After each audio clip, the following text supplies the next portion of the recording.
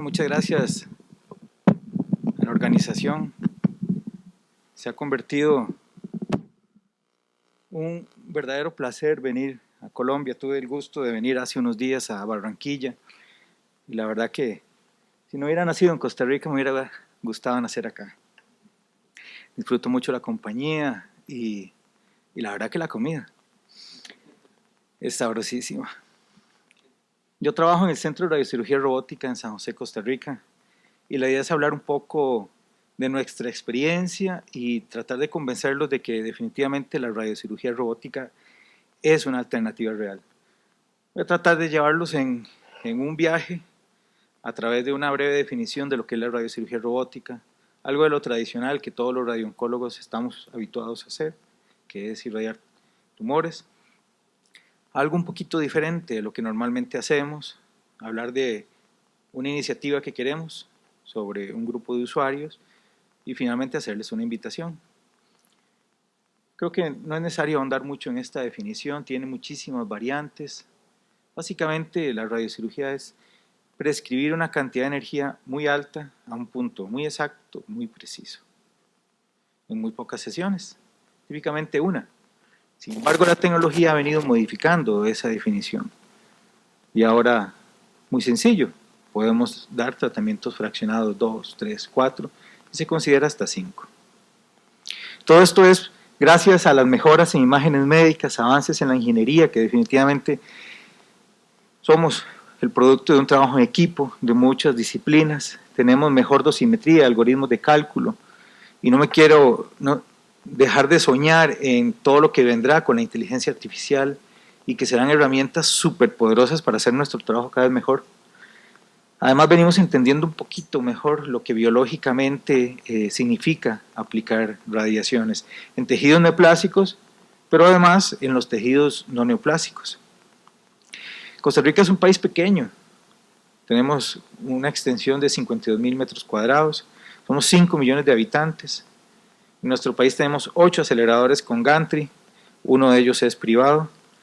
Tenemos en la seguridad social un Alción y un CyberKnife. O sea, más o menos, tenemos una máquina de teleterapia para cada 500.000 personas. En la seguridad social se trabaja a doble turno y a veces triple turno. Hemos tenido que batallar muchísimo con la lista de espera y la herramienta buenísima para eso han sido los esquemas cortos. Nosotros adaptamos hace rato los esquemas cortos como estándares porque si no, no lo hubiéramos podido hacer. El Centro de Radiocirugía Robótica, tenemos un CyberKnife que fue inaugurado en febrero del 2019. A septiembre de este año tenemos 579 pacientes tratados antes de venirme yo. Y somos el único centro del país que tiene realmente colimación de campos pequeños. El sistema CyberKnife, y la idea es entender es que es un conjunto de dispositivos que están diseñados a tratar lesiones en todo el cuerpo. Y tendría que decir que esta es la máquina de los radiooncólogos. Yo creo que todos los que somos radiooncólogos nos sentimos a gustos inmediatamente con esta máquina. Podemos tratar todo el cuerpo. Esta es nuestra máquina. Así como el Gamma Knife era de los neurocirujanos, esta es la nuestra. Esa es la foto de la máquina nuestra, ese es el búnker que tenemos en San José. Y esta máquina nos permite dar tratamientos sumamente exactos y precisos, con una exactitud abajo del milímetro. Dependiendo del modelo, tiene esta configuración. La máquina de tratamiento tiene 2 robots, en realidad. Tiene un robot en la camilla que la mueve y la desplaza al punto correcto. Ahí hacemos el primer cambio de mentalidad, porque ya no nos preocupamos tanto por los tatuajes o los láseres. Nosotros usamos los láseres prácticamente solo para alinear al paciente sin los puntos, en cualquier parte del cuerpo. El segundo robot es el que mueve el acelerador lineal. Este es fabricado por la industria alemana. Y el acelerador lineal, que es un acelerador lineal monoenergético con una alta tasa de dosis de 1000 unidades monitor y además no tiene filtro planador. Ese es el equipo básico, pero hasta ahí nos quedaríamos cortos. Tiene unos ojos. Estos ojos son los que ustedes ven en las fuentes radioactivas que son leídos en los detectores en el piso y nos permiten ubicar el punto correcto. Ya les contaré más adelante cómo. Las fotos de los casos que les presento son casos nuestros. Esto nos permite dar tratamientos muy exactos y muy precisos. Ya hay criterios de calidad que nos hablan de, dependiendo del volumen de la lesión, cuánto debe de caer esa dosis, el 50%, se llama índice de heterogeneidad. Esto nos permite alcanzar índices de heterogeneidad siempre mejores de lo óptimo. Y esto es lo que podemos ver ahí, una alta dosis prescrita a un punto muy exacto con un decaimiento de dosis muy rápido. Lo que nos permite es irradiar menos los tejidos de alrededor. Sin embargo, tenemos que ir entendiendo, y con las presentaciones de ayer, en el lado de física que me metí ahí, qué interesante es entender todas las inexactitudes que puede haber en cuanto a los volúmenes. Entonces, posiblemente la inteligencia artificial nos ayude a ir respondiendo a todas estas dudas. Otra de las cualidades del sistema, y recordemos que es un sistema, el CyberKnife, es que dejamos el concepto de irradiar en un solo centro. Podemos irradiar en un solo centro en lesiones muy pequeñas, pero a la vez podemos utilizar muchos centros. El segundo concepto es que no irradiamos en el mismo plano, podemos irradiar desde distintos planos, o sea, podemos entrar de distintas regiones, buscando siempre en ellas qué órganos vamos a restringir, porque el software nos pide qué órganos definitivamente usted no quiere pasar por ahí, o solo de salida o solo de entrada. El sistema del CyberKnife tiene como, imaginemos un círculo, una esfera imaginaria alrededor de la camilla del paciente, de un isocentro irreal, porque no es isocéntrico, recuérdenlo, donde puede escoger puntos específicos para detenerse. Eso le llamamos nodos. Y en esos nodos puede hacer angulaciones dentro de ese mismo punto, buscando cada vez más entradas de haces. A la vez puede construir caminos específicos para cada región del cuerpo. Y esto nos permite de alguna manera rápida hacer diseños de tratamiento. ¿Cómo colimamos o cómo ponemos? La colimación es un sistema de miras, que es lo que hace dirigir todas las radiaciones a un punto, sin que haya tanta divergencia. Este es el sistema de conos, que es un sistema fijo de colimación. Realmente lo utilizamos muchísimo, porque es un sistema bastante rápido.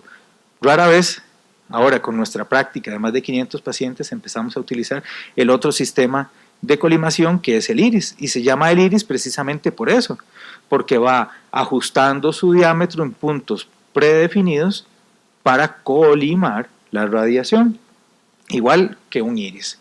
El asunto es que el iris es un poquito más lerdo, y en campos o en volúmenes pequeños pierde un poco de exactitud, entonces definitivamente no lo usamos en lesiones pequeñas abajo de 1 centímetro. Este es otro caso nuestro. Todo esto nos permite, y con el sistema de planificación, podemos, a través de los algoritmos de optimización, establecer metas clínicas.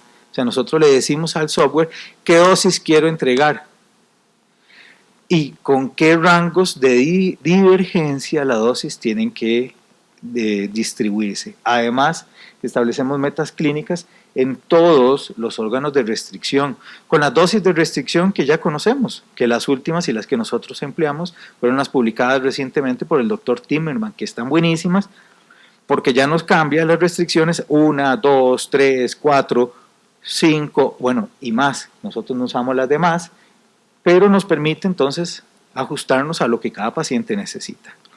Además, todo esto es importantísimo porque el sistema tiene sistemas de seguimiento. Estos sistemas de seguimiento son predeterminados de acuerdo a la región anatómica. Entonces tenemos para el cráneo, tenemos para lesiones pulmonares, en general nódulos mayores de 1 centímetro periféricos que no estén cercanos al mediastino, son los mejores lesiones para que el sistema los pueda rastrear sin tener que colocar fiduciales. El sistema de espina, que lo que hace, igual que en el cráneo, es reconocer a través del software diferencias en las densidades de las placas y encuentra cuál es la posición que debe estar y la corrige. Y si ninguna de estas sirve, pues colocamos fiduciales. Por ejemplo, una lesión en el hígado, una lesión en el pulmón muy pequeña o que esté interpuesta en el corazón, que no permita diferenciar. Porque recuerden que el sistema de seguimiento es ortogonal. Entonces ahí colocamos fiduciales, o en próstata, que es el sitio más frecuente. Todo esto nos brinda alternativas para nuestros pacientes. Esta es una foto que me gusta mucho. La compartía una compañera radiooncóloga que se llama María Bonilla, allá en San José, Costa Rica. Y todo esto, siempre la importancia es seleccionar el paciente apropiado en la condición apropiada del paciente, una buena selección de las imágenes con la que vamos a guiar este tratamiento, una delimitación apropiada, y tenemos que trabajar tranquilos, y es muy importante poder, en el momento necesario, pues poder tomarnos el tiempo de hacerlo como si fuera un ser querido nuestro.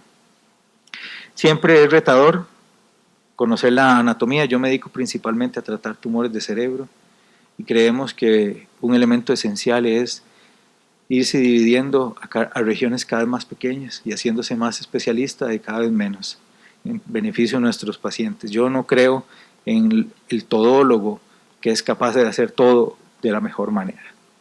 Al menos no es mi realidad. O no soy yo capaz de eso. Y siempre los pacientes operados son más complejos. Tenemos algunos casos interesantes que nos han venido surgiendo conforme la experiencia. Una de las cosas que hablaba yo en la charla que di en Barranquilla hace un tiempo, es que esta es la herramienta que nosotros tenemos, no tenemos otra herramienta. Tenemos que resolver los problemas con la herramienta que tenemos, gracias a Dios, es esta herramienta. Este fue nuestro primer paciente con una lesión ocular. Me llamó la oftalmóloga y me dijo, una oftalmóloga especialista en oncología, la única que tenemos en el país, y me dijo, tengo un paciente con un melanoma uveal y quiero que le demos radiaciones. Y le dije que sí. Tuvimos que hacer un gran trabajo de investigación, y la segunda enseñanza es, podemos hablar con los expertos. En ese momento buscamos todos los artículos, le escribimos a las diferentes personas y maravillosamente todos nos respondieron y compartieron su experiencia. Para la irradiación del ojo, la mayoría de la información o la obtenemos a través de la braquiterapia o irradiación con radiocirugía con Gamma Knife. Nosotros no tenemos un Gamma Knife, entonces esa no era una opción. El asunto es la inmovilización del ojo. Analizamos las distintas opciones, los canadienses nos respondieron, ellos hacen un sistema de inmovilización voluntario muy interesante. ¿Será que la población de ellos lo va a seguir? Pero la nuestra definitivamente yo no la confío, en que le digo al paciente, le dejo un puntito en el equipo y le digo, fíjese fijamente ahí, y ellos lo siguen. Y en lapsos de 1 minuto el paciente no mueve el ojo. Nosotros preferimos definitivamente no utilizar ese sistema. Le escribimos al doctor Moasevich, que es quizás el que tiene más experiencia en el mundo, tiene más de 500 irradiaciones con CyberKnife de melanomas oculares, y él lo hace a través de un bloqueo retrovulvar, que fue lo que hicimos. Inyectamos al paciente, le bloqueamos el ojo y quedó inmóvil. Lo simulamos después de la inyección, lo planificamos y ese mismo día le damos tratamiento. Ya tenemos 6 ojos tratados, la próxima semana tenemos el 7º en estos años. Esta es la planificación que obtuvimos. Este paciente se trató hace 2 años, todavía preserva el ojo, afortunadamente, y todavía preserva la visión. Siguiente cosa común que tenemos nosotros son las lesiones, vamos a decir, no malignas, porque no creo que podamos decirle benigno a una lesión que le produce a los pacientes tanta afectación. Este es un estudio muy interesante que se los recomiendo, el profesor Lunsford, tiene 21 años de seguimiento, más de 800 pacientes, y ellos analizan las tasas de control y la preservación de la audición. Como ustedes pueden ver, el control local de estos pacientes es larguísimo y muy bueno, mejor dicho, es altísimo a muy largo plazo. Y la preservación de la audición es todo un tema. El asunto, y todos los que han manejado schwannomas, este es el problema en el que todos nos tenemos que concentrar. Irradiarlo no es tan difícil, sino el seguimiento. Miren ustedes qué interesante la experiencia del profesor Jean Riggi. Vean ustedes cómo no necesariamente estos pacientes van a hacer estos aumentos de volúmenes en una etapa temprana. Entonces tenemos que educar a nuestros pacientes que después de la radiocirugía tienen que tener mucha calma. Vean ustedes qué interesante, el primer paciente fue irradiado, ya tenemos las imágenes del día del procedimiento. A los 3 años, 36 meses, hace el fenómeno de, vamos a decirle, pseudoprogresión. A ese paciente se le propuso inicialmente un procedimiento quirúrgico. Él no quiso y perdió el control. Regresó a los 5 años y vean la imagen. Sin hacer nada, fue disminuyendo, y a través de los años, 10 años. Creo que el segundo paciente es todavía más crítico. Un paciente que se irradió, A los 7, 9 años tiene un aumento considerable de la lesión. Cualquiera, ¿quién de nosotros en esta sala no va a decir que eso es una progresión? Porque es súper tardía, 7, 9 años. Ese paciente también se le propuso un tratamiento quirúrgico y vean ustedes cómo vino disminuyendo a través de los años. Aquí les tapo en la última imagen. Entonces, hay que tener mucho cuidado con estos pacientes. Nosotros, uno de los criterios más importantes es cómo es el estado de la audición de ese enfermo. Y por nuestra política que hemos adoptado en nuestro servicio, nosotros definimos la configuración de la cóclea con base en la tomografía, que si ponemos la ventana ósea se le va a ver muy bien. ¿Por qué? Porque es una estructura súper chiquitita y tenemos que tener en mente, y no podemos olvidarlo, que siempre va a haber un fenómeno de distorsión en la resonancia magnética que no lo podemos cuantificar. Entonces, realmente, es la dosis que le estamos entregando, la dosis que está recibiendo la cóclea. Entonces, nosotros la contorneamos en la tomografía y por supuesto verificamos en la secuencia axial en T2 de que esté bien fusionado y eso nos sirve como un buen medidor de la configuración. El pronóstico auditivo de estos pacientes es muy interesante.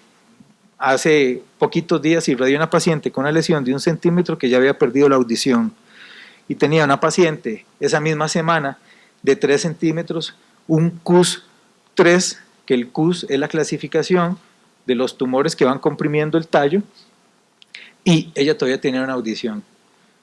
Parece ser que la edad y el sexo son muy débiles, o el género, muy débiles predictores de esto, y el más importante de todos es el tiempo transcurrido del procedimiento y sobre todo la capacidad auditiva de ese paciente antes del procedimiento. Pacientes que tienen una disminución de 70% de su capacidad auditiva, a través de los años es muy posible que vayan terminando de perder la audición y eso es algo importantísimo para que le hablemos a nuestros pacientes. Este es un paciente nuestro que le hicimos radiocirugía. Desafortunadamente cuando llegó con nosotros ya tenía una afectación auditiva y es un paciente que le explicamos de entrada el pronóstico auditivo y nos enfocamos en el control local del tumor. Los meningiomas, que esto es pan de todos los días, es la patología más frecuente que irradiamos nosotros. Ya deberíamos llevar alrededor de 100 pacientes irradiados con meningioma. Lo que tenemos que decir es que la mayoría de estos meningiomas en algún momento de su evolución requerirán tratamiento. En los estudios que se analiza la incidencia, vamos a decir incidental de estos pacientes, es muy difícil de predecir cuál va a ser la conducta, porque el primer punto es cuál paciente realmente diagnosticamos sin tener síntomas o por qué se le hizo el estudio. Hay un par de estudios y uno de ellos es muy interesante, europeo, que se le hicieron resonancias magnéticas a los pacientes realmente asintomáticos.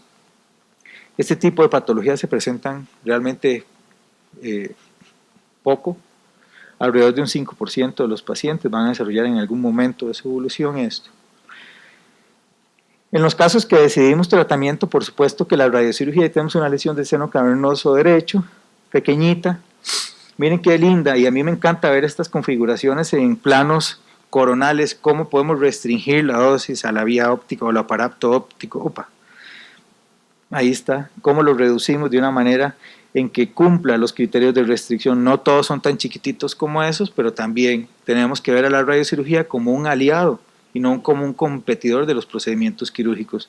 Paciente que tiene un meningioma gigante, se resecó, le quedó ese enorme residual que definitivamente era irresecable, le hicimos radiocirugía y ahí tenemos las imágenes postoperatorias. Un año después, un control de la enfermedad. Tenemos también lesiones pequeñas, vean ustedes qué bonito se comportan esta dosimetría en estos pacientes. Adenomas de hipófisis es otra patología bastante frecuente. Y aquí cuando hablamos de adenomas de hipófisis, lo primero que tenemos que entender es qué tipo de paciente es. Si es un paciente con un tumor secretor, obviamente nos preocupa el control tumoral, pero además el control bioquímico. Con el control bioquímico es todo un tema. La mayoría de los estudios hablan que estos controles bioquímicos se alcanzan crónicamente y entre más años sigamos a sus pacientes, más control van a tener. Sin embargo, hay algunos factores predictores de estos. En tumores secretores de la hormona de crecimiento, aquellos que tienen más de 2.5 veces valores normales, son pacientes que van a tener un control más lejano. Contra aquellos que tienen menor valor de 2.25 van a tener un control más temprano. E igualmente, pues ustedes ven qué lindo se distribuyen las curvas de dosis de una manera que podamos proteger los órganos críticos. Esta es una paciente que le hicimos radiocirugía, es el caso anterior. Después de un año ya alcanzó control bioquímico con factores hormonales normales y obviamente un control tumoral, que no son la mayoría, pero muchos de ellos lo pueden tener. Casos complejos de lesiones metastásicas, aquí tenemos una paciente con un cáncer de mama irradiado holocráneo previamente y tenía esas 3 lesiones, una de ellas justo dentro del tallo y 2 muy vecinos. Entonces podemos hacer reirradiaciones, nos permite la tecnología poder dirigir la radiación de tal manera que se concentre principalmente en un punto. Ese tratamiento fue hecho en agosto del 2020, tenemos casi un año después, una paciente todavía viva con unas imágenes de muy buen control tumoral. Cuando son lesiones múltiples utilizamos la técnica SPER, que es la separación espacial de los tratamientos. Cuando nosotros vemos las tablas de restricción y vemos el volumen 12 o volumen 10 menor de 10 cc, tenemos que entender que cada una de esas restricciones se refiere a una de las lesiones, a cada una de las lesiones, porque no es el volumen 12 global. Entonces lo que nosotros hacemos es dividir los tratamientos por número de lesiones, que si yo le tratamos todas las frontales un día, todas las occipitales un día, todas las parietales otro día, por decirlo así, y lo dividimos en número y se lo damos en varios días, sesión única a todos aquellos. Pero también con alguna frecuencia nos podemos encontrar con pacientes con lesiones gigantes. Aquí tenemos que por definición van a andar entre 2 y 3 centímetros. Aquí tenemos un ejemplo. Tenemos este paciente que tenía una naranja casi en la cabeza, véanlo ustedes, medía 90 cc. Cuando nos enfrentamos a ese paciente, lo primero que decimos es, ¿qué le hacemos? Venía a buscar una segunda opción terapéutica para no hacerse una irradiación holocraniana. Bueno, nosotros le ofrecimos una irradiación de esa lesión. Le dimos 12 grays a cada una de las lesiones, le dimos 15 días de espera y vean ustedes lo sorpresivo, a los 22 días de haber hecho el tratamiento, la reducción en los volúmenes de la lesión fue más del 70%. A esos residuales le dimos una dosis de 15 grays. Este caso lo hemos publicado, tuvimos la oportunidad de publicarlo, y esta es una propuesta de manejo para lesiones grandes en metástasis cerebrales. Es lo que se llama, o le dicen por ahí, radioterapia adaptativa. Yo no estoy muy convencido de que el término correcto sea radioterapia adaptativa, pero bueno, vamos a dejarlo así. Entonces hacemos un tratamiento, damos tiempo de espera, repetimos imágenes y le hacemos el tratamiento al residual. Todos los que somos radiooncólogos estamos acostumbrados a esto, y lo que hacemos es definir un volumen. O sea, vamos a irradiar algo que vemos. ¿Y cómo lo tratamos? Definiendo lo que vemos. ¿Cómo valoramos la respuesta? ¿Cómo se comporta ese tumor que estamos tratando? Aquí, como radiooncólogos, uno de los primeros puntos donde ya nos empieza a sacar de la zona de confort, y esto es lo que quería hablar un poco de lo no tradicional, es cuando tenemos que empezar a tratar pacientes sin enfermedades oncológicas. La neuralgia del trigémino. En nuestro protocolo del CyberKnife lo que hacemos es dirigir una zona de alrededor de 5 milímetros de longitud, igual que el protocolo de Milán, que son los que más pacientes tienen tratados en el mundo, de 5 milímetros. Nosotros le damos 65 grays. Pero el nervio trigémino se ve, y así empezamos a tratar nuestros pacientes con dolor. El problema es cuando ese paciente no tiene un punto que veamos. Y es aquí cuando nuestros mismos pacientes nos traen los retos. Esta es una paciente que tiene un paraganglioma, ustedes lo ven ahí, se había tratado 10 años antes con radioterapia externa convencional en 3 dimensiones. A los 8 años empieza a presentar dolor de una neuralgia del trigémino ipsilateral. En aquel entonces no teníamos radiocirugía y la paciente se fue a hacer radiocirugía a El Salvador con un Gamma Knife. Tuvo una respuesta clínica buena, se le quitó el dolor. Desgraciadamente, como algunos pacientes de neuralgia del trigémino, antitos del año volvió a presentar dolor. Ahora, ¿qué hacemos con ella? Por supuesto, ya teníamos el CyberKnife, por supuesto que le ofrecimos una reirradiación. Le prescribimos 60 grays a la curva del 80%, en mayo del 20. Pero nuestra primera pregunta en un paciente que tiene crisis dolorosas que le deterioran enormemente la calidad de vida es, ¿esto es suficiente? Me gasto, nosotros usamos el término de cartucho de la reirradiación, solo ahí, le doy solo eso.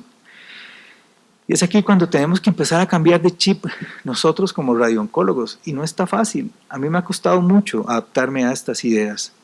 Es decir, hay que irradiarle regiones que no veo. Y es cuando empezamos a hablar un poco de un término que se llama neuromodulación. Si entendemos que el cerebro funciona como una serie de circuitos o regiones conectadas, podemos alterar cómo se reciben las señales en un sitio integrador, y ver cómo modulamos este dolor. Y empezamos a hacer investigación. ¿Qué hay en la literatura? Bueno, nos encontramos con esto, que es la talomotomía con radiocirugía. No es nuevo, miren ustedes desde cuándo fue escrito. La localización la hemos aprendido a través de los neurocirujanos que hacen procedimientos invasivos o hacen radiocirugía funcional a través de electrodos en el Parkinson, o moderar conducta, o adicciones, o convulsiones. Todo esto ustedes saben que lo hacen los neurocirujanos. Aquí en este país hay neurocirujanos de nivel mundial que hacen esto. De ellos hemos aprendido esto. Ellos localizan estas regiones en el cerebro a través de mapas. Entonces es todavía más fácil, hay un GPS que nosotros tenemos que encontrar. ¿Qué nos cuenta la literatura? Bueno, que hay varios puntos que pueden ser irradiados para alcanzar objetivos clínicos distintos, que ya no son el control de un tumor. Tenemos en esta revisión dos puntos importantes, que es el tálamo y la hipófisis. Algunos de ellos representan mejores resultados en pacientes no oncológicos, como es el tálamo, y la hipófisis, mejores resultados en pacientes oncológicos.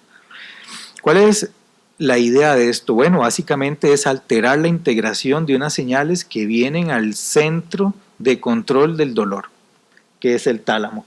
Queremos alterar ese circuito de la percepción del dolor.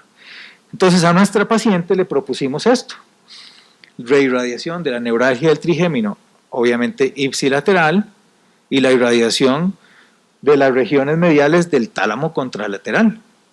Y le dimos, en esta ocasión, 110 grays a ese punto en el tálamo. Créanme que la noche anterior de este procedimiento ni yo, ni el físico pudimos dormir. No pudimos dormir.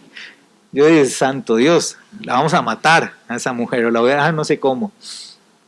Afortunadamente le dimos el tratamiento, afortunadamente no se murió, afortunadamente ya les voy a contar qué pasó con ella. Este es el primer caso que hicimos de de radiocirugía a target dual, o sea, 2 puntos en el cerebro en un paciente no oncológico.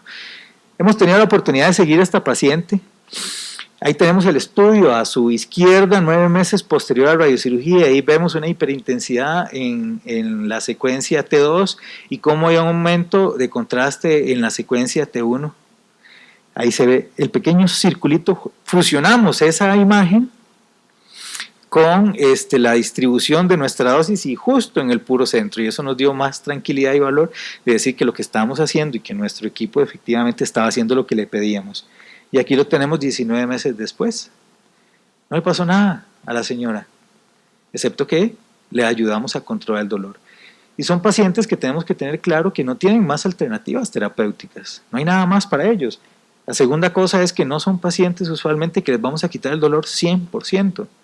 Mejora su calidad de vida. Miren, tienen una escala visual análoga de 2 de 10, es un paciente que tiene dolor, pero logra tener una calidad de vida aceptable. Entonces este fue nuestro primer caso. Hemos hecho otras cosas.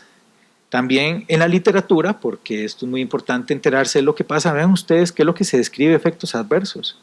Es relativamente seguro para los pacientes, no es muy frecuente. Perdón, a la imagen, aquí tenemos la fusión de nuestro primer paciente. Entonces nosotros vamos dirigiendo este tipo de tratamientos de esta manera. Pacientes no oncológicos, pensamos en irradiación de nervio trigémino, glosofaringio, tálamo o las irradiaciones combinadas. También tenemos pacientes oncológicos, que esto es algo que los radiooncólogos siempre hacemos, irradiar metástasis óseas, la enfermedad oligometastásica, pero también Con estas máquinas tenemos la posibilidad de hacer otros procedimientos, por ejemplo la radiocirugía, y está escrita, fue publicado ahora en la revista Roja hace unos meses, la irradiación del plexo celíaco, el plexo hipogástrico, y a mí que me gusta la radiocirugía del cráneo, pues la irradiación de la hipófisis. Entonces seguimos en esto. Empezamos a ganar experiencia y fuimos cambiando nuestra manera de actuar con estos pacientes, entendiendo que son oportunidades que les gastamos. Tuvimos esta paciente que tenía una neuralgia del trigémino post-herpética y ya por las referencias bibliográficas sabemos que son pacientes que responden mal al control del dolor, mal al uso de la radiocirugía. Entonces le propusimos de una vez irradiación dual en un paciente que no había sido reirradiado, o sea, un paciente que estábamos recibiendo. Le irradiamos entonces, en ese momento, le dimos 65 Grays al trigémino y 90 Grays al tálamo. Aquí estábamos buscando más un efecto de neuromodulación. Bajamos la dosis un poco de lo descrito anteriormente.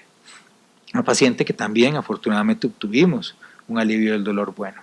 Hemos publicado nuestra experiencia como Centro Internacional de Cáncer, al que pertenece el Centro de Radiocirugía y Robótica, y hemos venido progresando en esto. Además, afortunadamente en otros lugares del mundo pues también se ha venido investigando de esto, y esta es una revisión que salió en marzo del 2022, y vean ustedes qué bonitas estas palabras. Dice que los tratamientos a las regiones mediales del tálamo, la región que hemos escogido nosotros de tratamiento, con máquinas modernas y con todos los insumos necesarios para que pueda ser realizado de esta manera, es remarcablemente seguro. Y esto nos da todavía más valor como para seguir haciendo lo mismo. Esta es una paciente que tenía una neuralgia del glosofaringio, con un deterioro también. Es increíble, estos pacientes a mí me angustia mucho. Son pacientes que van a vivir toda la vida que les quede con dolor. Y le hicimos, en ese momento solo le irradiamos el glosofaringio. Hoy probablemente le hubiera ofrecido además una irradiación talámica. Tuvo un alivio intermedio del dolor, pero fue nuestro primer paciente en algo diferente a lo que yo como radiooncólogo estaba acostumbrado a hacer. Bueno, y no hemos hablado nada de hipófisis. Entonces lo que hicimos fue, como debe hacer cualquiera, agarrar un plan de cualquier otra cosa, de un meningioma, y planificar un tratamiento de hipófisis. Así lo hicimos. Resultó apropiado, ahí ustedes ven la dosimetría, cumplía los criterios, y hemos decidido que este procedimiento se le iba a entregar a pacientes oncológicos, de que tengan una enfermedad tumoral. El asunto era esperar, estuvimos esperando que nos llegara un paciente más o menos un año. Tuvimos un paciente con 2 tumores, un nefroblastoma y después un cáncer renal, múltiples metástasis óseas por todo lado, y parecía el candidato ideal. Un paciente con un dolor refractario, que por definición un dolor refractario es un paciente que no alivia con las terapias tradicionales y no tiene más opciones terapéuticas, y pues le ofrecimos una irradiación de la hipófisis. A ese paciente le entregamos 90 Grays en julio del 2022, entendiendo cuál era nuestro contexto de acción en estos pacientes. Y le irradiamos exclusivamente la hipófisis, le dimos una dosis baja de 90 Grays. La intención con este paciente era agregarle otros puntos, pero como ustedes pueden ver en las imágenes, tenía una importante distorsión de la anatomía por una cirugía previa. Y como la localización de estos targets es a través de referencias, no podíamos de ninguna manera encontrar el punto apropiado para irradiar. Los efectos adversos de estos pacientes son pocos, dependiendo del tiempo que vivan. Por eso es que hemos escogido, y junto con entender que estos pacientes van a tener mejor alivio del dolor en pacientes oncológicos, pues solo lo hemos reservado a esa población para lo que no esperamos que tengan efectos adversos hormonales. Esta es nuestra experiencia como grupo en tratamiento de lesiones hipofisiares en pacientes con dolor oncológico. Esta es una paciente que aprendimos mucho, además, fue irradiada a inicios de este año, y aquí ya empezábamos a mezclar los conceptos de distintos targets en el cerebro. Recordemos que son pacientes con dolor oncológico, pacientes sin alternativas ninguna oncológica ni de alivio del dolor. Y le hicimos una irradiación de 3 puntos. Le irradiamos los 2 tálamos contralaterales, y la hipófisis. Este es un caso, el primer caso del centro fue tratado por la doctora Tatiana Soto. No tenemos muy claro, y en la literatura no está descrito, cuál es el efecto fisiológico de la irradiación de la hipófisis parece que tiene que ver con la secreción de oxitocina, pero es algo que todavía no se entiende bien. Entonces este fue nuestro primer paciente, le dimos 90 grays a esos 3 puntos, 2 tálamos y la hipófisis. Este es un protocolo que nosotros lo hacemos solamente a pacientes oncológicos que estén en una fase terminal, que por definición son 6 meses de vida, que tengan una valoración de todas las disciplinas, incluyendo obviamente el médico paliativista, y nosotros lo que esperamos es recibir la referencia del médico paliativista cuando nos dice ya no tengo más alternativas. Tienen que ser pacientes que estén con dolor y por definición en general un estado funcional bajo. Este fue nuestro primer paciente de triple punto. Hemos publicado la experiencia como Centro Internacional de Cáncer, también en la literatura, y ahora nuestra propuesta de abordaje es mezclar estos puntos. Entonces, un paciente con dolor oncológico, podemos irradiarle también tálamo, podemos irradiar hipófisis, y ahorita ya tratamos nuestro primer paciente, no lo traje acá, hace 15 días, de irradiación de los cíngulos. ¿Qué logramos con esto? Que el paciente no es que deje de tener dolor, es que el dolor le deja de importar. Este es un paciente, precisamente el primer paciente, a los 6 meses volvió con dolor, a los 4 meses, más o menos 4 o 5 meses, por progresión clínica. Entonces escogimos irradiarle nuevamente a ese paciente, pero en otra región. Esto es como un botón. Una vez que he tratado una región, ya esa región ya no la vuelvo a tratar. Buscamos otro target. Y en ese paciente le irradiamos cíngulo. No es un paciente mío, es de la doctora Soto. Y finalmente esto es lo que nosotros buscamos, tener alternativas para nuestros pacientes, con los recursos que tengo, no con los recursos que no tengo.